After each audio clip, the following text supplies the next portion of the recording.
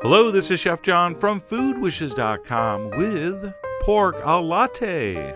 That's right, I'm doing my take on this classic, ancient Italian recipe where pork is braised or stewed in milk until amazingly tender and delicious. But do not let the name fool you. There's no milk in this. So we are doing a little bit of false advertising, but the good news is this was one of the most delicious pork stews I've ever tasted. Alright, so step one, we're going to go over to the stove where we have a pan on medium heat with a little splash of olive oil, and we're going to brown up some bacon.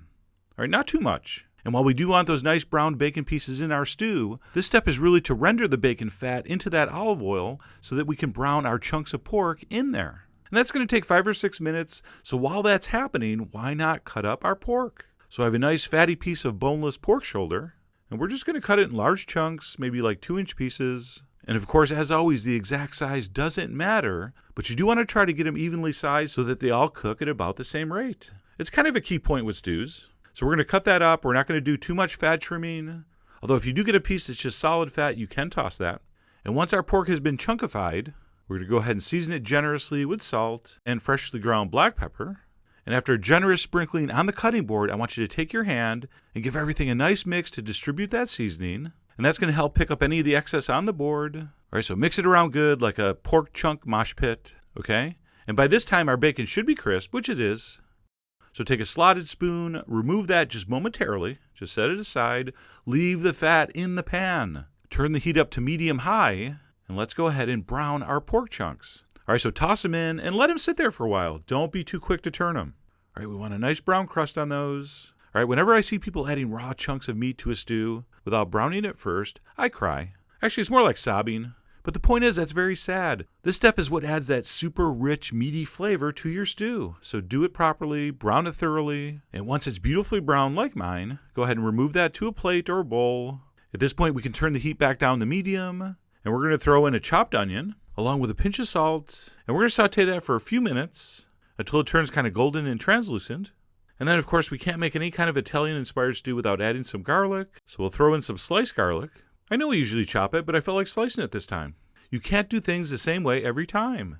It's bad for the brain.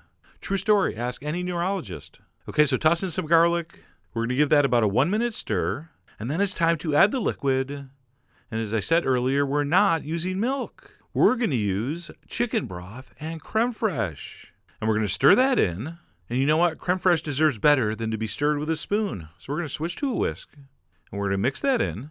And that's going to serve the exact same purpose as the more traditional milk, except it's going to have more flavor, and when we reduce this, it's going to have a much more luxurious texture. We can also go ahead and raise the heat to high because we're going to bring this up to a simmer. We're also going to add our crispy bacon back in, or at least the bacon you haven't eaten yet. That's always a danger, so try not to eat the bacon while you're waiting. And we're also going to throw in a nice big handful of chopped sage. And while I usually say you can use any herbs you want, here I'm not going to say that. Use sage. It is so perfect with this. And then don't forget, we turned our heat up to high because we want to bring this up to a simmer. And as soon as it starts simmering, go ahead and place your pork back in. And of course, if there's ever any juices that accumulate on the plate that you reserved your pork, pour those in. Those are delicious. Nobody respects a cook who loses their juices. All right? And then here's the plan. We're going to reduce the heat to low. And when that comes down to a nice gentle simmer, we're going to cover that. And we're simply going to simmer covered until it's almost tender. Probably take about an hour. And after an hour, mine looked like this. So I tested mine with a spoon, and it was getting very close. All right, the meat would break apart, but it wasn't super tender yet, which is fine because what we're going to do at this point is raise the heat up to like medium or medium-high, and we're going to cook it uncovered until our liquid reduces down to a gorgeous gravy. And I really hate giving times here because I might tell you it's 20 minutes, and you'll think it should be 20 minutes, and it will affect your decision making. All right, so forget time. Let it bubble away until the sauce thickens and your pork gets to that magical melt-in-your-mouth state. And as that happens, feel free to skim any fat you want off the top.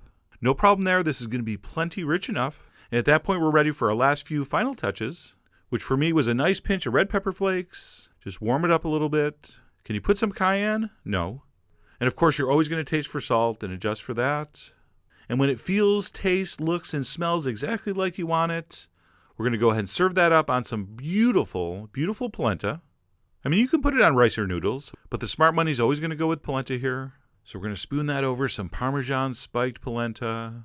So we could serve it just like that. It's absolutely perfect, but I wanted to make it more perfect. No, that's not impossible. Because what we're going to do is give it the old fried whole sage leaf trick. And all that is taking some hot oil and frying some whole sage leaves for about 10-15 seconds. And then quickly remove them to a paper towel, and they actually get crispy. And you can just crumble that over, but because I was taking pictures, I went with the whole leaf approach. And even you people that are really bad at identifying gorgeous things would have to agree, that looks gorgeous. And above and beyond physical beauty, the taste and texture were just stunning. You got that melt in your mouth pork, simmered in that beautiful milky sauce, even though there's no milk. That creme fraiche and broth combined to do everything milk could do, plus more. So I was just so incredibly thrilled with how this came out. And now that the weather's turning a little colder, these kind of dishes really hit the spot. And who among us does not like our spot hit? I know I do, and I'm sure you do too. Alright? So I really hope you give this a try.